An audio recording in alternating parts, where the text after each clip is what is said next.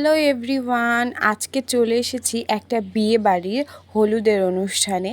তো হলুদে কি হলো সেটাই আজকে শেয়ার করব।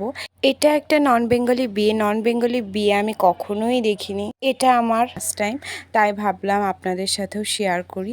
আর এই যে সুন্দর করে স্টেজের সামনে দাঁড়িয়ে রয়েছে, এটাই কিন্তু আজকের কনে।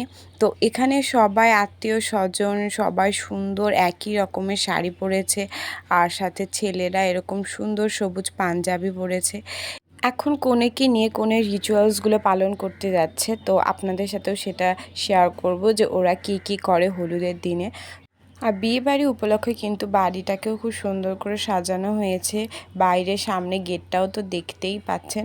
এখন আসলে হলুদ দিয়ে মাদল পূজা করা হবে, তো সেটাই আজকে আমি আপনাদের সাথে শেয়ার করছি। এটার কিন্তু পার্ট 2 আসতে চলছে, তো দেখা করছি পার্ট 2-তে।